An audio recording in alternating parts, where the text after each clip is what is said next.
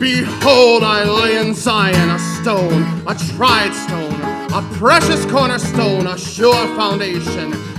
He that believeth shall not make haste. Judgment also will I lay to the line, and righteousness to the plummet. And the hail shall sweep away the refuge of lies, and the water shall overflow the hiding place. And your covenant with death shall be disannulled, and your agreement with hell shall not stand. When the overwhelming scourge shall pass through, ye shall be trodden down by it. From the time that goeth forth it shall take you, for morning by morning shall it pass over, by day and by night, and it shall be a vexation only to understand the report. For the bed is shorter than man can stretch himself on it, and the covering narrower than he can wrap himself in it. For the Lord shall rise up as in Mount Perazim, he shall be wroth as in the valley of Gibeon, that he may do his work, his strange work, and bring to pass his act, his strange act.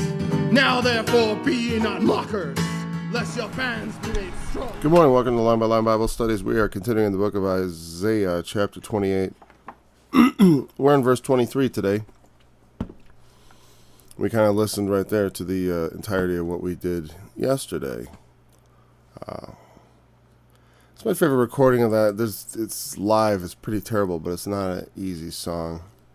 And I've never been one to practice too much, because I'm too busy moving on to the next thing.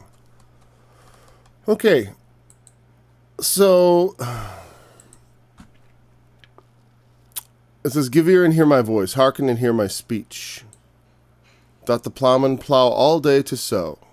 Doth he open and break the clods of his ground? When he hath made plain the face thereof, doth he not cast abroad the fitches, and scatter the cummin, and cast the principal wheat and the appointed barley and the rye in their place? For his God doth instruct him to discretion, and doth teach him. For the fitches are not threshed with a threshing instrument, neither is a cartwheel turned about upon the cummin. But the fitches are beaten out with a staff, and the cummin with a rod. Bread corn is bruised, because he will not ever be threshing it." That means continually. "Nor break it with the wheel of his cart." Or maybe that means ever. Maybe that means he will never thresh in it. I'm going to check that. We'll see that. I got to double check my thought on that one. "Break it with the wheel of his cart, nor bruise it with his horsemen. This also cometh from the Lord of hosts, cometh forth from the Lord of hosts, which is wonderful in counsel and excellent in working." And then, it's a very sharp turn from what we were talking about yesterday, sort of. He goes into all these agricultural references, right? He says, and it almost reminds me of something out of Proverbs. "Give ear and hear my voice, hearken," like the wisdom literature. And that stuff is generally considered quite old. It'd be the kind of thing that had been written or collected orally. Isaiah obviously is a written prophet, and he would have had writings to study.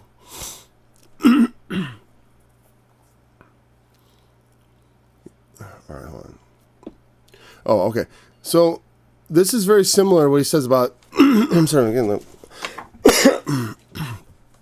me just have water. "Doth the plowman plow all day to sow?" Rhetorical question. I used to try to read a bit more into this, but in a simple sense, it's a reference to the thought behind precept upon precept. They mocked precept upon precept. That's for babies. But in a sense, they are babies. That's why they need precept upon precept. They think it's not for that, as far as for the priests and the prophets and all that.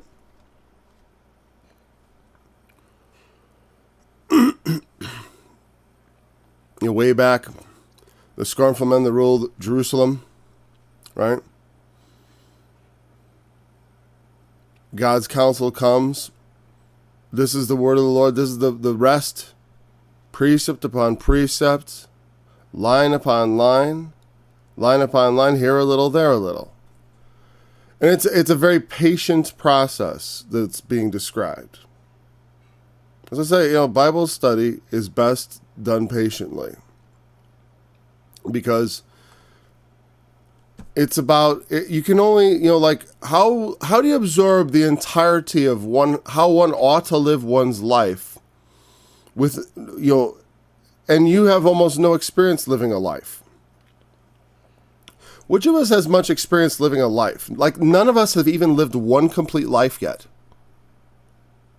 None of us. Like, no one on planet Earth has a complete... I mean, the old people are just about there. I mean, it's like, so as people get older, you do have a sense of growing wisdom. I mean, that there ought to be growing wisdom, right?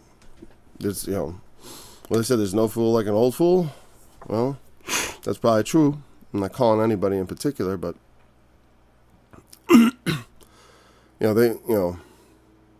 some people never learn from their mistakes. Some people don't think they should. And they become corrupt caricatures of their earlier selves even. Growing evil men wax worse and worse. That's what it says. But the process of God is also a process that is deliberate and from our perspective may not even, it's not clear to us necessarily what God's up to, but God, as a farmer, methodically goes about planting his crops. You know what I mean? I think the answer is, because I want to know, what does Isaiah want for the answer here? There's two possibilities, yes or no. It's a rhetorical question to which I'm not sure the answer, but let's just, because the thing is, I could really try hard to look it up and determine, but also it's fun sometimes just to give either one an equal shot. As I glanced at a commentary, because I was like, I'm curious, I'm like, I know what I'm going to say about this passage for the most part. I was like, I wanted to see, is it any different from what the expert commenters say? And not really, as far as the general idea. The same take. It's the farmer and all this, the patience. The God just instructs him to discretion and teaches him. He learns from his experience, from the feedback. There's kind of like a feedback thing. Like when you do certain things, and then there's a consequence to it. Some of that's built in. And God teaches us through the world. I would say the world is a sort of unfiltered media of God's message to man. Better look out. that's a bit, but it's true. Give ye ear. Hear my voice. Hearken. There's a lot of calls from God to hey, pay attention. Look out. It's a dangerous place. You have the tools and the wisdom to get through it. Does the plowman plow all day to sow? Yes, he plows all day that he might sow. There's a positive answer. Does the plowman plow all day to sow? Well, no, he plows all day for something else. What? Not sure. I'm just saying that's the two. There's only two possibilities. We don't have to scratch our heads here for very long. What could it mean? Doth he open and break? Because he's talking, the question is going to lead to something else. He's saying, does the plowman, the farmer, the man who follows the plow? Because there's a sense in which I could say, well, yeah, or maybe no. Maybe there's something technical I don't understand because I'm not a farmer. Because the thing is, I'll go out and till my garden, on a particular day. It's not big enough to take a whole day. It takes about an hour or two. I never know. I never watch the clock on that one because it's kind of a meditative work when you're following the tiller around. It's like the horseless plow, sort of, But yeah, you're holding on the handlebars a lot like a plowman. And I'll go all the way around, and I'm plowing it and breaking up the clods, tilling it up. And I certainly don't plow that day. But yeah, I do plow. All the plowing I'm doing, the purpose thereof is to sow. I plow to sow. I don't plow just to plow. And that seems to be where he goes with this.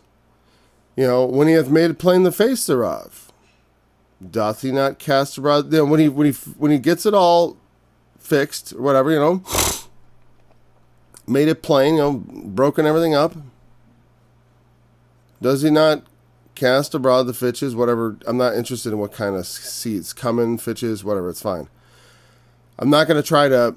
I think in the past I would have hurt myself trying to interpret or thinking maybe I should interpret, or there should be some sort of secret meaning behind the seeds or what they are, or that the curiosity thereof would add substantively to the spiritual implications that we might get from it. I don't think so. Now, as a curiosity, if you're interested in like things like agriculture in the biblical times, and also things like the different kinds of foods they ate, that could be a passage you'd look at as like looking more deeply for clues about those subjects.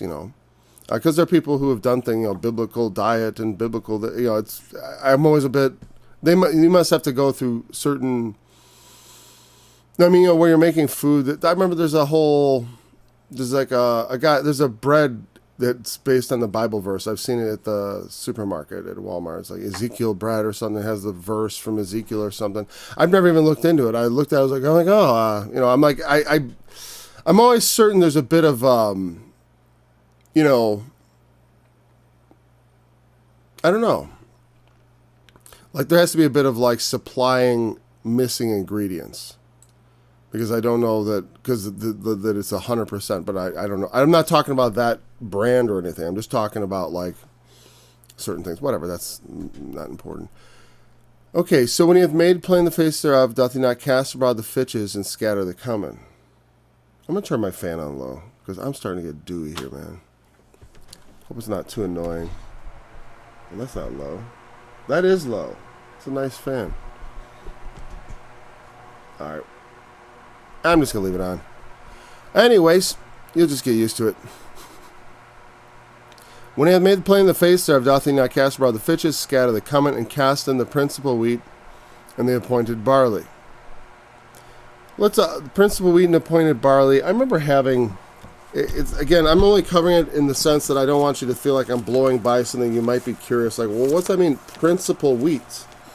Because I investigated this, and I don't believe, like I said, I tried desperately to sort of like find, I just thought there is a deeper meaning, but it's not in the details of the agriculture. Like, fitches represent the temple, and the barley and the cumin, that's the spiritual life of the individual Israelites. I don't know that there's any, I'm not saying that was even close to what I was looking for, but I didn't know what I was looking for.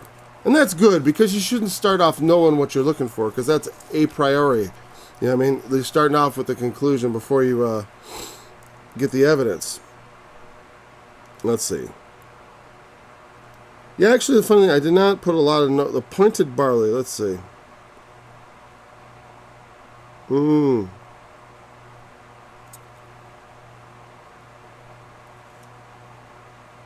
Yeah, okay. Principle, actually, not a good translation. It should be like wheat in rows. Because wheat is planted in rows. And in barley and appointed, it means like in the designated way, in the customary way. And that's the idea. That's exactly right. This principle, I'm like, well, what is principal wheat? It just means that they didn't translate it very clearly. It means there's principles about how you plant wheat is more would be a better way to mistranslate it. Because then actually you'd be doing a thought-for-thought translation like the NIV. No, but it means in rows. Wheat is in rows. But so are also the commandments of God in rows, so to speak. They follow a logical order. All right, I'm cooled off. That's good. I don't know why. It's just starting to get warm. So when he had made plain the face thereof, all right, we did that one. So he does all this. The farmer puts all this stuff in their place, the rye, according to the way he lays it out. He plows it. There's a purpose. He sows it. He doesn't just sow it. He meticulously sows it, to be planted a certain way. I mean, you can't just plant corn any old way.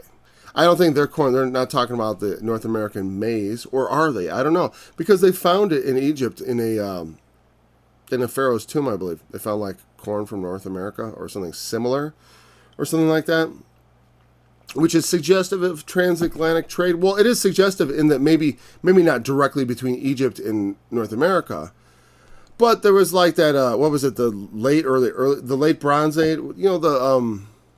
There was a civilization that rose, during the time when Abraham lived. There was a civilizational peak that had been reached, and which fell off. And you see it, and then and that kind of came to an end, and that's the period after, like of the Exodus and all that stuff. And I mean, by civilization, I mean there was like a world order, so to speak. Between, there were all these sort of kingdoms that had reached a certain level of technological and social achievement, and also they were interconnected. Like the whole world was sort of connected, not directly like in the globalized world of today, but like the neighbors all kind of knew several neighbors, and like there was, the degrees of separation were only a few, because all the different civilizations were sort of connected. At least that's what I was taught. It's like, I'm not a historical expert. I don't have first-hand knowledge of history, and it's certainly not it's not explained in the Bible, but you can detect it. I'm like, oh, that's interesting.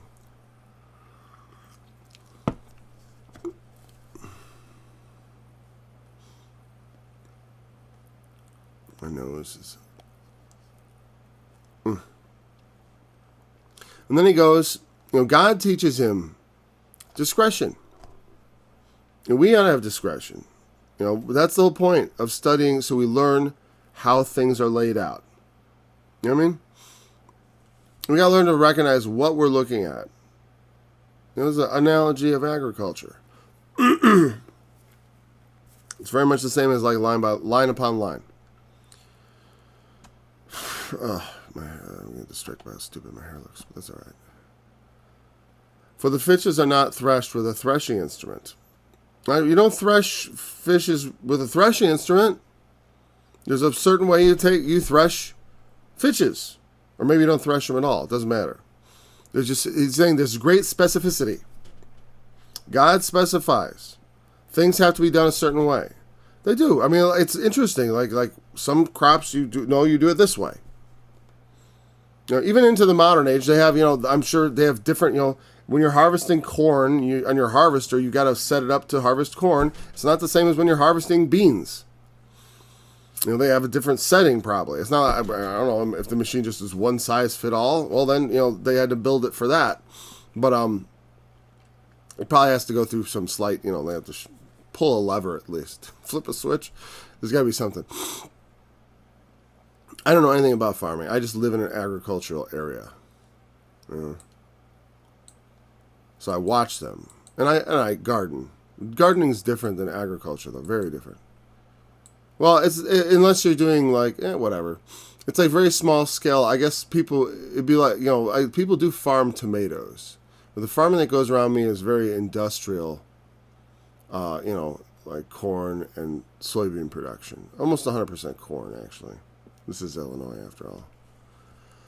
All right.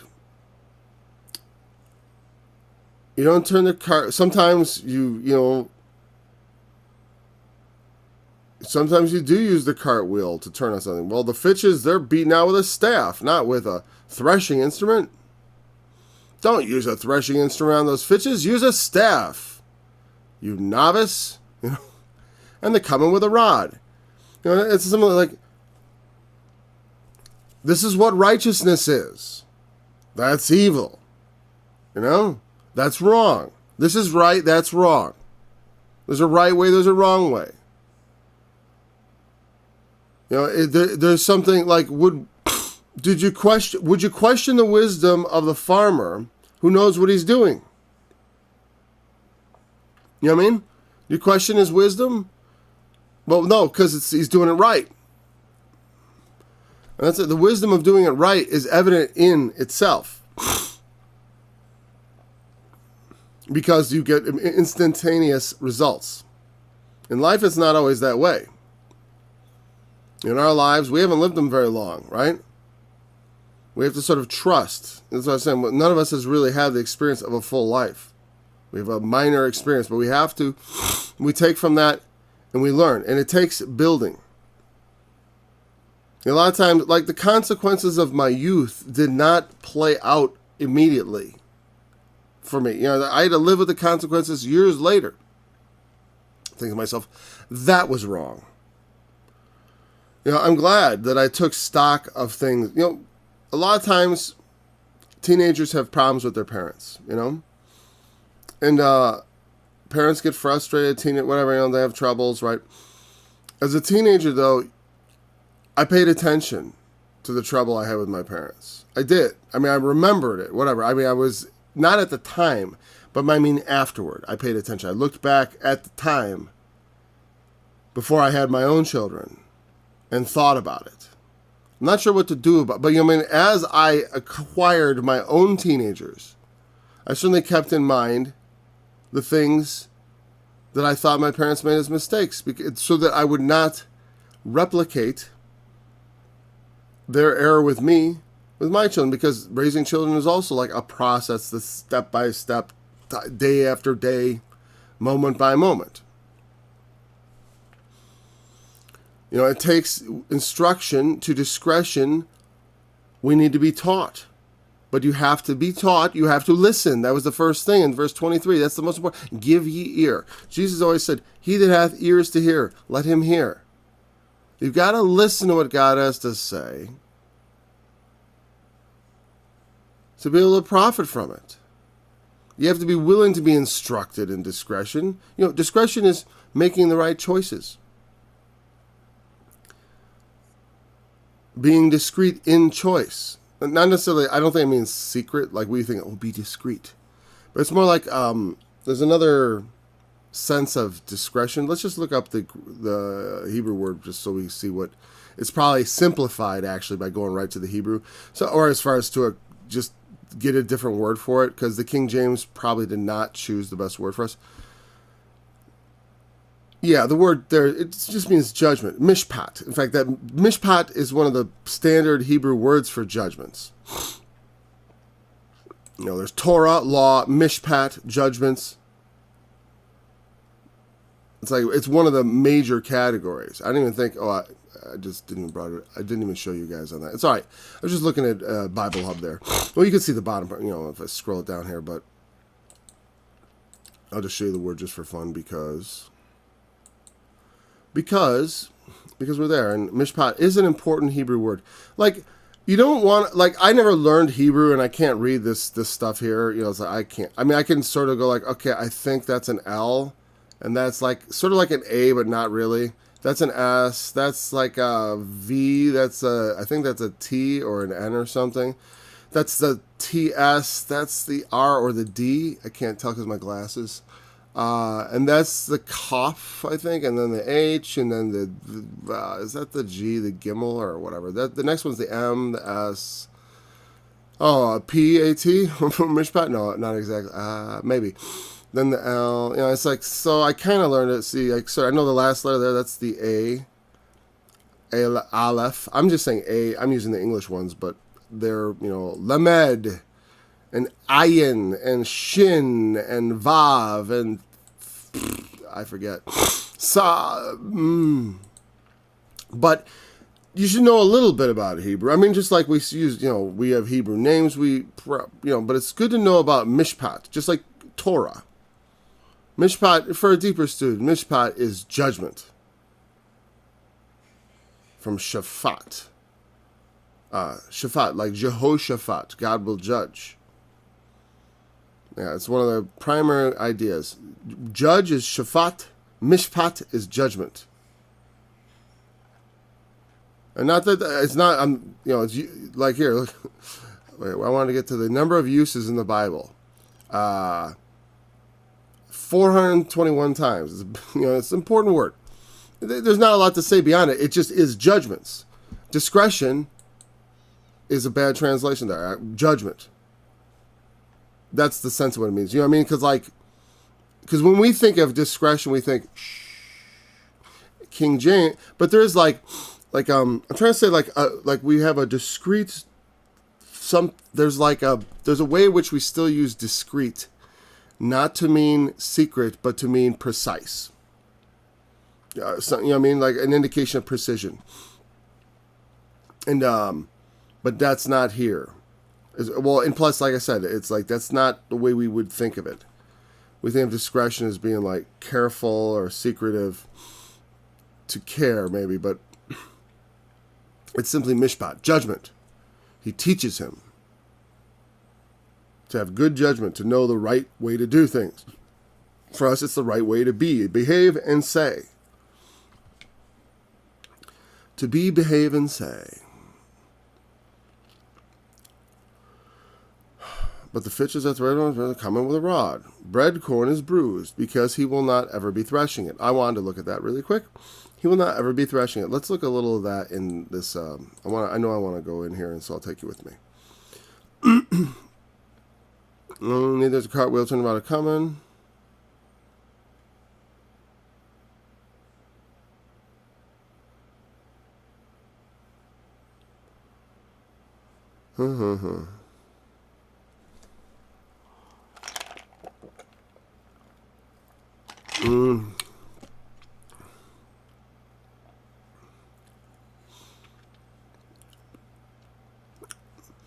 I just thought, I'm like looking at this, and I was like, I'm pretty sure that what I do with this, they would not object to, because this is like for instructions of teaching.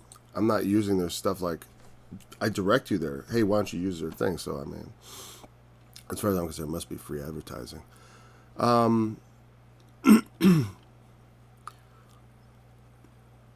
Bread corn is brewed because he will not ever. Eminence, enduring, everlasting.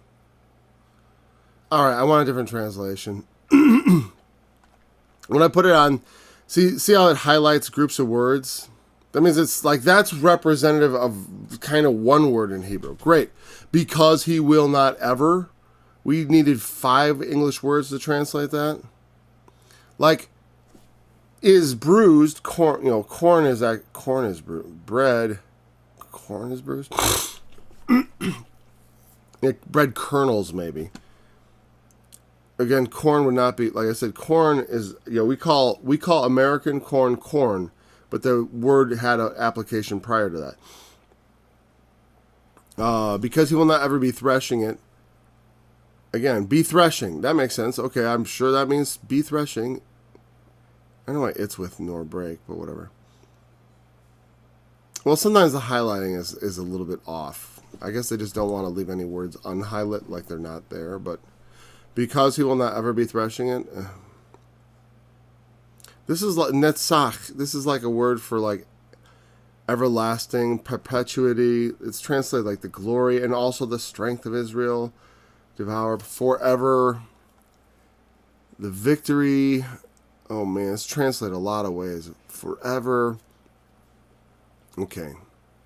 But again, so it must be with a negative. That's what I want to know. I want to know about the negative. That's all I'm really interested in here. Okay, it means ever. I get it. Or forever. Okay, so let's just look at that. Let's go to the Devil's Translation. What do the thought for thought people say? Well, I don't think this is actually, it's a very simple question. I think it's just a question of translation.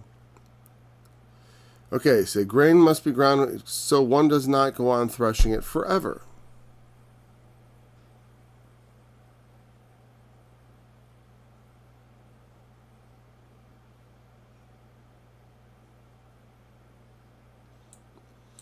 The wheels of a threshing cart may be rolled over it, but one does not use horses to grind grain. Grain must be ground to make bread, so one does not go on threshing it forever. Okay, that's kind of what I thought it said. I'm like, I guess that's just... Well, the point is...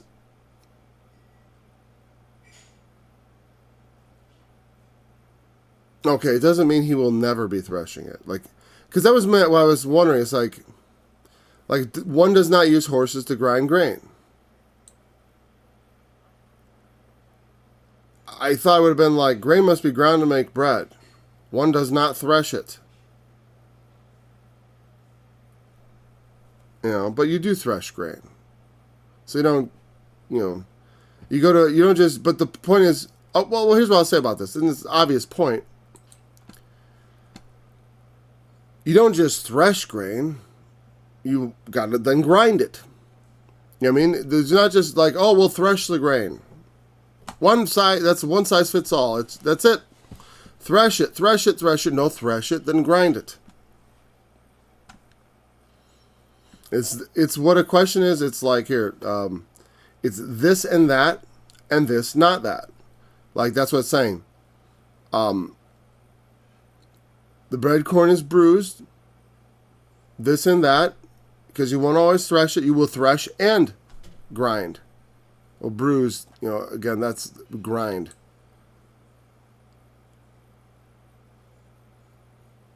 You gotta grind the grain. And they just say wheat, bread, wheat, whatever. And then NIV, I trust, that's fine. Or grain, they didn't say. Grain must be ground. Oh, I get it. See, you know why they say that bread corn, the translation's weird because in the NIV they say grain must be ground to make bread. But really what it says is bread is ground. Meaning they don't bother about the grain. The word grain isn't in the passage. It just says bread is ground. Because you put the product for the component. Sometimes you just say, bread, you're talking about wheat, but you say bread. You have to grind up the bread. But he means the wheat, the grain for the bread. Because the point is to make bread. The point is not just to harvest grain. There's an end goal in mind. Bread. Not just threshed grain. You know what I mean?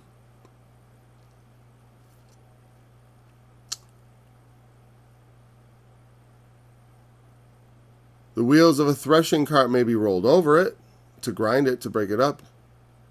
But one does not use horses to grind grain. Okay. Well, then I said this, not that. I said this and that, this, not that. Because there is, those are answers sometimes like, well, is it this? Or is it that? No, it's this and that.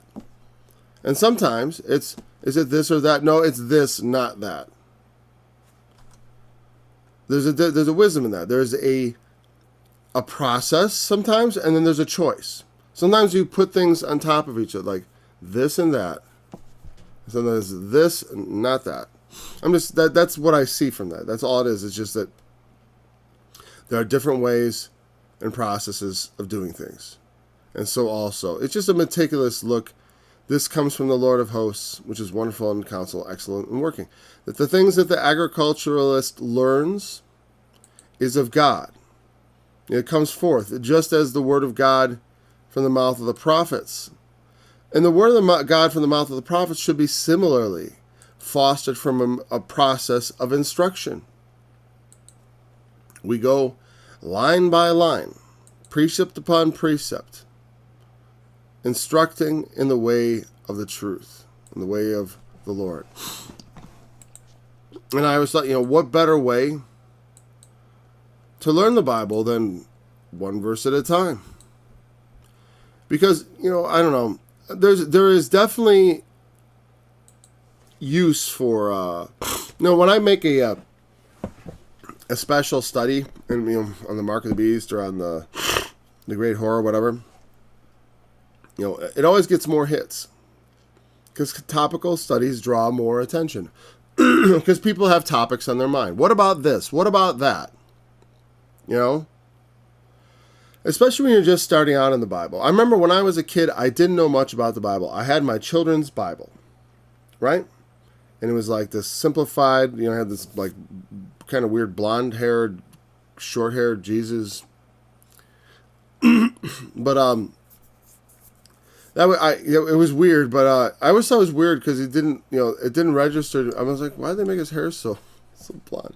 Whatever. But And then there's like they had the Old Testament part. There's some cool pictures with David and Goliath and all this stuff. And I read it as a kid, so that gave me like kind of the cartoon version of the Bible, but not the Book of Revelation. As a teenager, I looked at the Book of Revelation and stuff, you know, the Mystery Babylon and all this stuff, Mark of the Beast, very interesting. Didn't know what to make of it. But you can see that's how people start. They're like, oh, Mark of the Beast. I want to know about that. I want to know about all this sort of sexy, big cataclysmic events. I mean, it has a draw to it. It is like, I don't know, it is that sort of thing that, it draws people. They're interested just out of curiosity. I mean, like rubberneckers looking at an accident on the side of the road. And things like that, disasters and monsters. People are gonna be like, want to know about it. That's why Arnold Murray and the Shepherd's Chapel and many other groups will use certain, well, for him it was like the angels that sinned, right? They look at Genesis 6 and I've talked about this. What about Genesis 6 and the fallen angels and all that? And and I've given different sides and opinions on it because it's like I don't really think it's very important. But see, that is used by some people to be like, look here's a secret in the Bible because it is a questionable passage as to what exactly everything means. I mean, not everyone, but many think they know precisely what it means. I'm not so sure, but even so, we can look at what they all say, right? But like, there's an aspect that wants to just be filled with these cartoony stories of those things, and to cartoonify almost the whole Bible, meaning, in a sense, sketching it out in a way that's not real. You know what I mean? In a way that's not really faithful either, but that is more just being used to lend authority and in a sort of a legitimacy of a divine legitimacy, meaning we have the secrets of the Bible, to whatever group happens to be using these kind of secret doctrine type doctrines. They're not that secret, but it gives, like someone brings up a questionable doctrine, like about, did the angels come down and make children with women and these became giants? Because that's what people say Genesis 6 indicates, right? You can have a discussion about that. But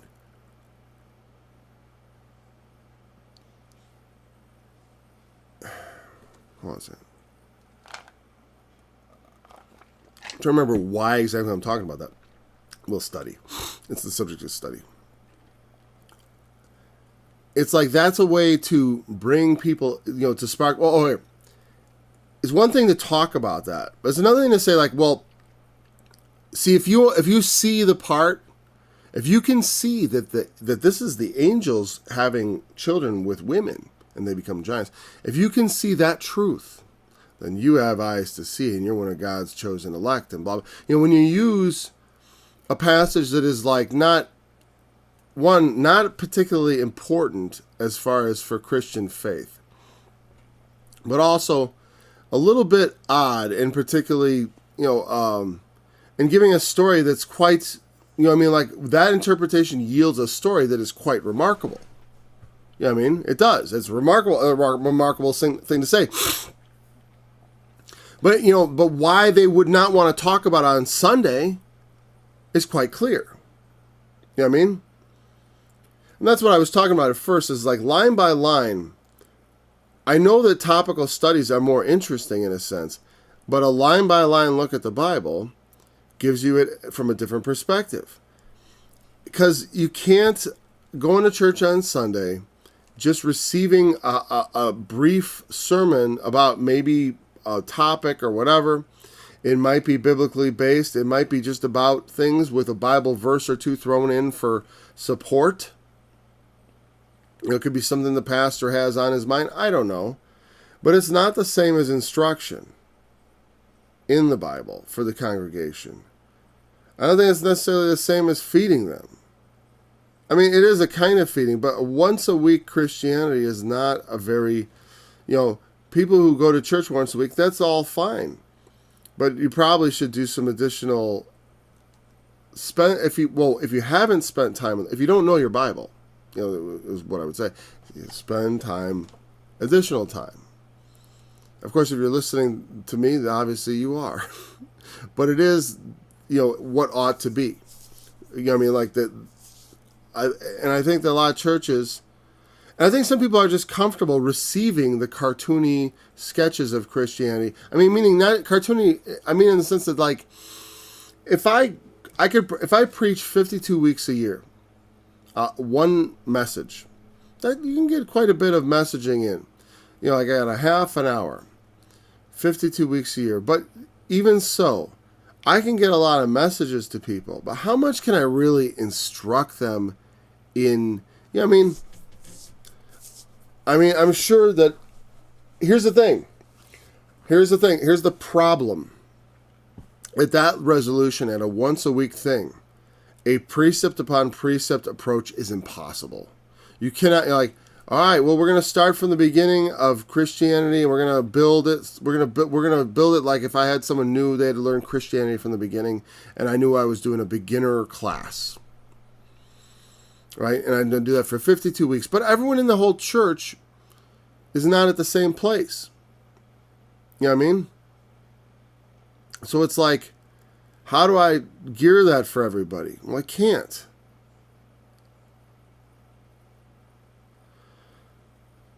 You know what I mean? Not enough, I don't know if I can or can't. But it seems to me that that's not enough time. And the people need to find a little more time. Even if it's on your own, of course. But, solo study, I mean, it's all I've ever done, actually. So, of course, I'm not going to make it, solo study is no good. You should always study with a teacher. It'd be like the most hypocritical thing I could ever say. No, you don't know how to study with a teacher. No. Woe to Ariel. Oh yeah, we'll start this. Woe to Ariel, the city where David dwelt. Add ye year to year, let them kill sacrifices. Yet I will distress Ariel, and there shall be heaviness and sorrow, and it shall be to me as Ariel. So Ariel, this is the beginning of the woes. Woe to Ariel, the city where David dwelt. 30 is woe to the rebellious children. Woe to the rebellious children that take counsel, but not of me. 31 is what? Woe to them that go down to Egypt for help. Yeah, this is one of my favorite sections, Isaiah 20, well, all the 20s, really. 29. I did that. This is one of the earliest ones I did for a song because I really liked it. Because I was very aggressively anti-clergy in my youth. And I try to be more gracious now. I try not to, I don't want to paint everyone with the same broad brush. Because I haven't been to a ton of, it's not like I've been to thousands of churches and have like all this research, It's general impressions and specific experiences. But I've never had very good experience in churches, and I do not have a particularly high view of institutionalized religion. I just don't. Because I think that there's something... Because I think they do make a bit too much of themselves and of their officialness. The degree to which their official authoritarian structure is totally disconnected from the reality of the church and God, they fail to recognize. Yeah, I mean, I think they fail to recognize that what they call, like if we have the church, I don't know what, I don't mean to pick on these guys at all. Like let's say we're the Lutheran Church Missouri Synod. I know that's a very conservative sect of Lutheranism, actually. They'd be the ones I'd probably feel the most closeness to, actually. But they, let's say you have a very specific religion. But in fact, it's interesting I picked them because they're like, the Lutheran Church is a very, further schizified organization. They've broken off more and more, because of differences in doctrine. Not every Lutheran church is the same. It's like I said, the Missouri Synod. It's like because they think they're faithful to Luther. But they ought to know more than anybody how the structures of religion get corrupted. And so now the reason they are Lutheran Church Missouri Synod is because the rest of the Lutheran Church has gone to hell. Basically. You know what I mean? And they don't want to be part of it anymore. So they break off. Good, but it's like, how long before that Missouri Synod thing becomes corrupted and it becomes, we got to become the Lutheran Church of Duluth, or whatever, I don't know. The Duluth Agreement Charter. I don't know.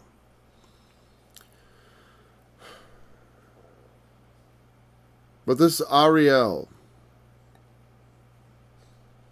Oh, I was anti-clergy, yeah. And this passage has a lot of stuff about the priest and the prophet have erred through strong drink. They swallowed up a wine. Oh, is that the last chapter? That was the last chapter. But this one also. Stay yourselves in wonder, cry out and cry. They are drunken, but not with wine. They stagger, but not with strong drink. Yeah, I remember this is one of the first passages I heard Arnold Murray teaching.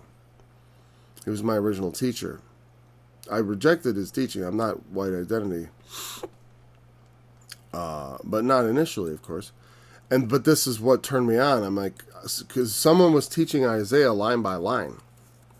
That was important because I had tried to read Isaiah and I didn't get it. And then this guy was going through it line by line. And even though when I look back, it's like, boy, he didn't explain much. That he gave any explanation. Even if it was kind of disconnected from what was in the passage.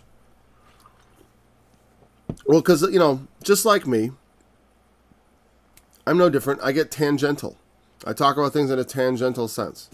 Just like when I talk about, if I were to start talking about the rapture suddenly, it's obviously not coming from here. But like, I literally, like when I talk about like, when we get to chapter 31, woe to them that go down to Egypt for help. This one totally makes me think of the rapture, even though I totally know it's not about it, but there's a certain thing that it will cause me to bring the subject up, even though the reference is very, I know the Bible isn't referring to it, but it informs my understanding further of why it's wrong. You know what I mean?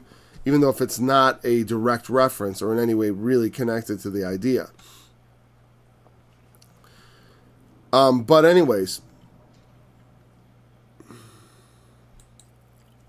we may get tangential. But we don't want to just, like when we don't know what we're talking about, just start talking about something else we do know what we're talking about. Because sometimes I felt like that's what it was. Yeah. It'd just be like evil men, and then we just go on to something else. All right. Woe to Ariel. Ariel is either, it's like, let's look at the Hebrew for that, so I can tell you exactly what it is. It's like Hariel or Ariel. What I learned was that it either means a lion of God or an altar of God. The altar hearth is what it said in the margin of my Bible, but today I'm going to find out what it says in the Devil's Translation or other places. Although we still have the NIV up there already. So we just go ahead to the... let's see what they're not going to say what Ariel means. What am I thinking about? They're not going to say, they're just going to say, woe to Ariel. See, but here's the thing. This is what I was saying. See this last part? Altar hearth. Ariel supposedly means altar. In fact, when I said altar hearth, I know why altar hearth. Well, an altar where the fire is burned, right? Woe to you, Ariel, Ariel. Altar hearth, altar hearth. And I call it, woe to Ariel, the altar of God. Now, that was my translation, thought for thought, because, well, Ariel.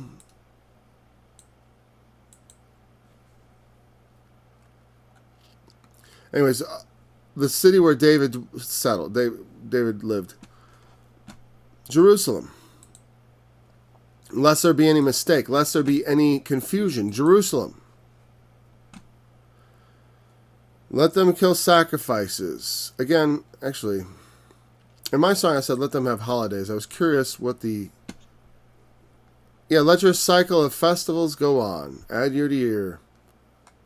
So I had a kind of a similar thought there. I just thought it sounded better than what the King James gave me, because it just was weird. Let them kill sacrifices. So he's saying, yet I will distress this altar hearth. There shall be heaviness and sorrow, and it shall be to me as an altar hearth. That's kind of I take that as being kind of a dark pronouncement.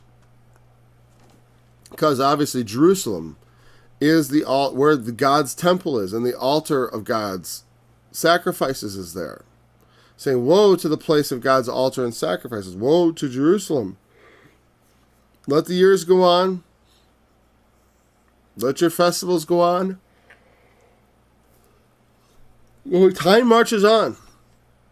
But yet I will distress her.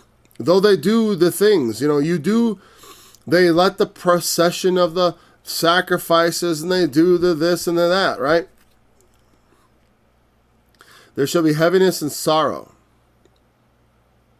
I'm going to distress her. It shall be as to me as Ariel. It will become to me as an altar hearth.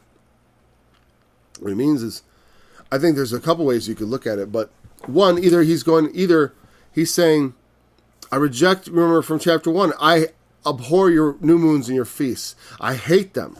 When he's saying, let them go on. I will. It may, though it come, it will not tarry. It may take a while, but it will come. Though it tarry, it will come. I'm sorry, I got it backwards. It may tarry, but it will come. There shall be heaviness and sorrow.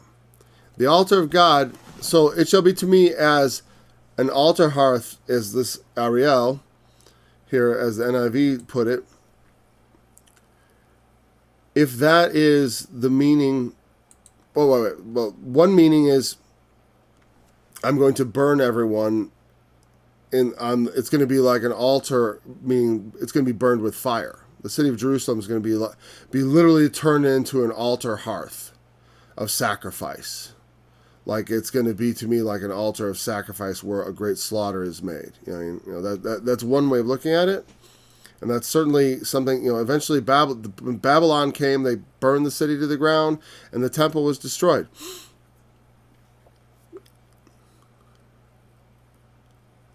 Or another thought is,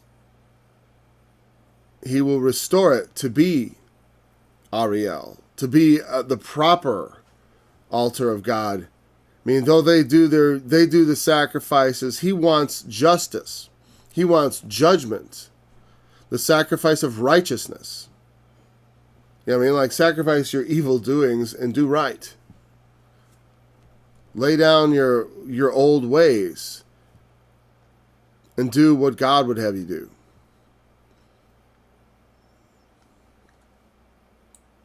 We're saying the altar hearth of God is going to be an altar hearth one way or the other. It's supposed to be an altar, but they've corrupted it.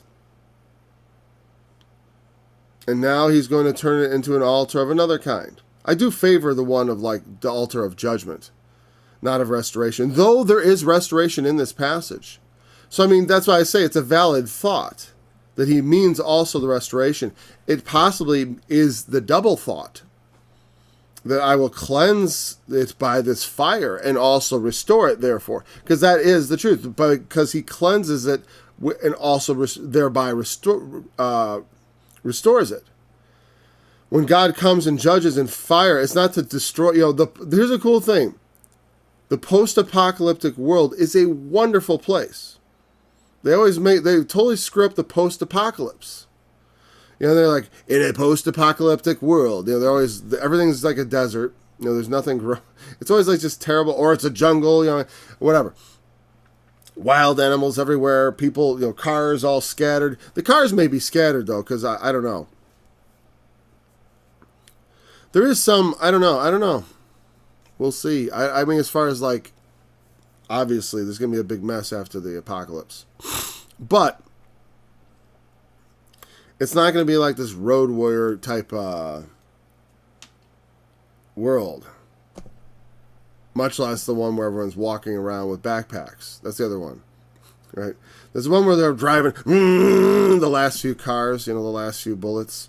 And then there's the one where there's like the lonely people with the backpack walking around looking for other people, trying to avoid the zombies or whatever.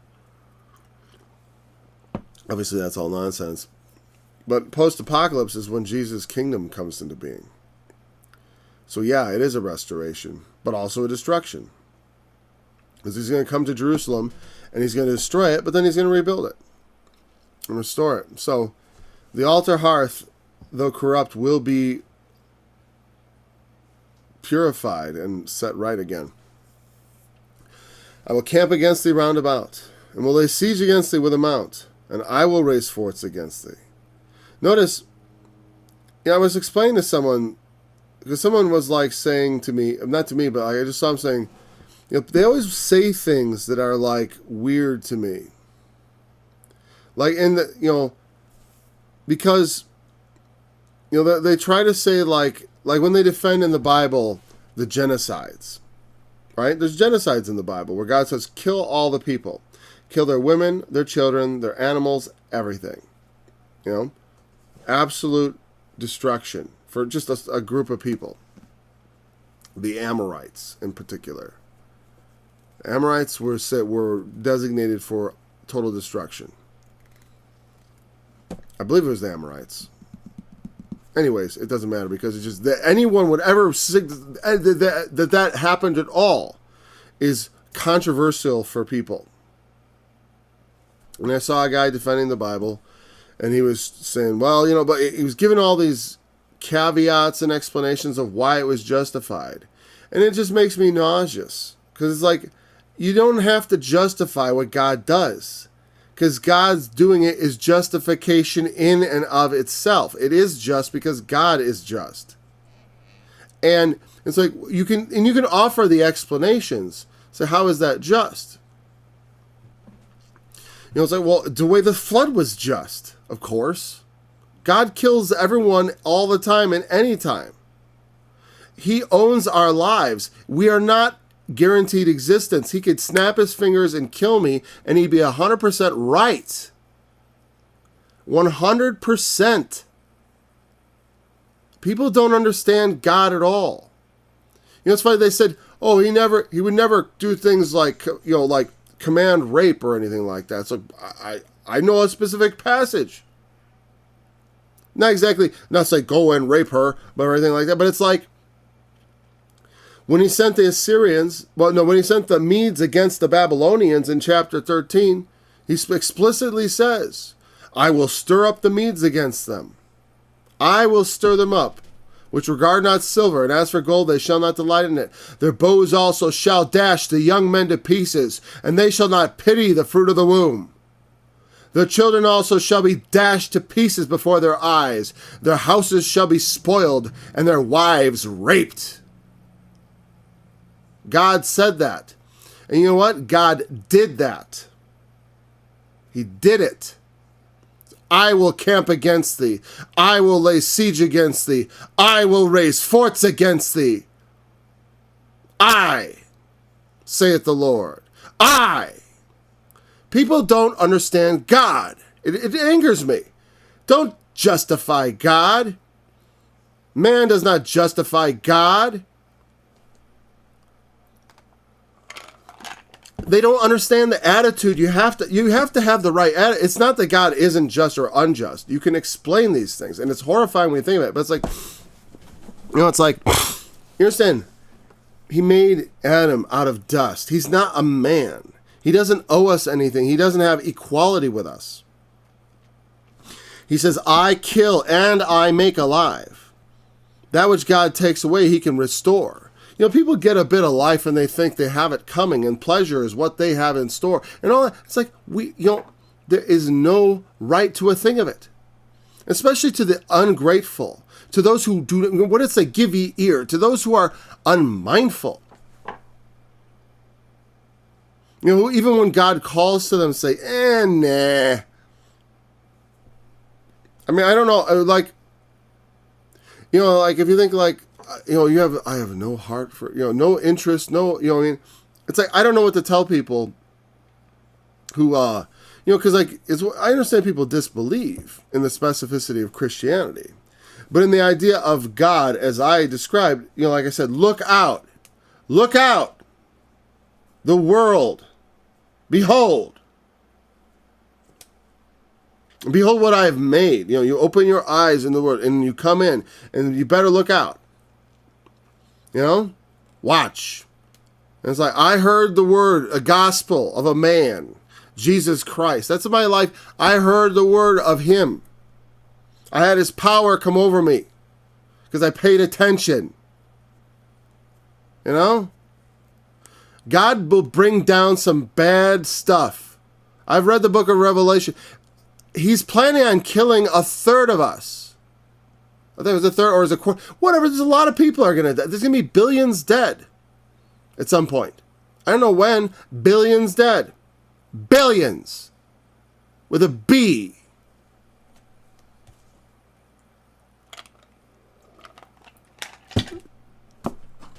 Do you know what you do with a billion bodies? Nothing. They're left to the birds. What do you do? With billions of bodies.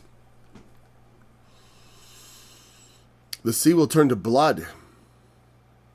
Maybe that's because they're casting all the corpses in. I don't know. With dump trucks. That's what's coming, man. No idea.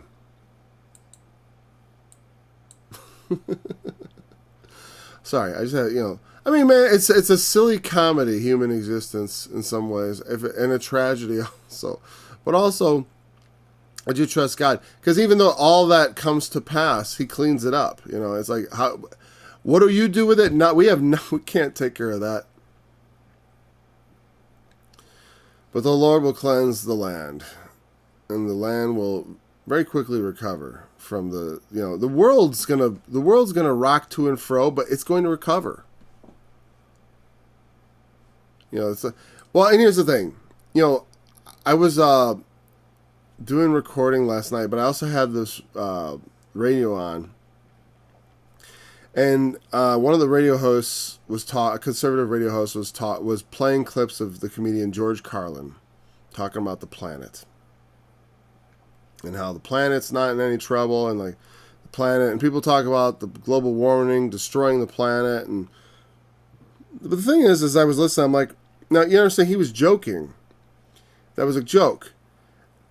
The idea, I mean, I don't know what he really thought, but it's like the idea that I don't really think even environmentalists are even saying we're going to destroy the planet. Like, I don't think that's a claim. It's that we're going to destroy it for our own habitation. That would be a different claim. I mean? That's a different claim. Because the whole comedy shtick by Carlin was about how the earth will just swallow us up. As far as shrug us off, ask the Romans buried beneath the ash of Pompeii. Ask the thousands buried down in South America under the rubble from all that earthquake. The people destroyed in mudslides, tsunamis, all this stuff. Yeah, the earth is more dangerous to us than we are to it. But also, our activity on the earth can also be a danger to us. That's for sure. I mean, humans are killed by human activity. I don't know. I'm guessing on a rate much more than by nature, or I don't know. Do we kill ourselves more, or does nature? It'd be an interesting question. Yeah, I mean, I don't know, but we certainly hurt ourselves. I would say every bit as much. I have no idea what the statistics on that, but I'm just a thought. Well, we're over. So we started off. We covered what Ariel was, so we won't have to do much of a thought on that. We will remember the altar hearth. We're not going to talk about it. We're going to start in verse 4. And we'll have to do just a slight recap. Hopefully we won't get too stuck on it. Thanks for enjoying this study. Look forward to being back Monday. I have 2 songs that came out today. But I'm trying to figure out, I realized they come out, but they were just released into the stores. But I just want people to have them and share them. They're in the stores just incidentally. So I got to do something where I can make my new music available to people for free, because I'm still not really, I don't mind profiting from it, but I'm not, even though this is not strictly, biblical stuff I'm doing, I don't mind profiting from it, but I'm also not like, I'm not like grasping for money from it, Anyways, so thanks for joining this study. Look forward to be back Monday. Until then. Behold, I lay in Zion a stone, a tried stone, a precious cornerstone, a sure foundation. He that believeth shall not make haste. Judgment also will I lay to the line, and righteousness to the plummets. And the hail shall sweep away the refuge of lies, and the water shall overflow the hiding place. And your covenant with death shall be disannulled, and your agreement with hell shall not stand. When the overwhelming scourge shall pass through, ye shall be trodden down by it. From the time it goeth forth, it shall take you. For morning by morning shall it pass over, by day and by night, and it shall be a vexation only to understand the report. For the bed is shorter than man can stretch himself on it, and the covering narrower than he can wrap himself in it. For the Lord shall rise up as in Mount Perazim, that he may do his work, his strange work, and bring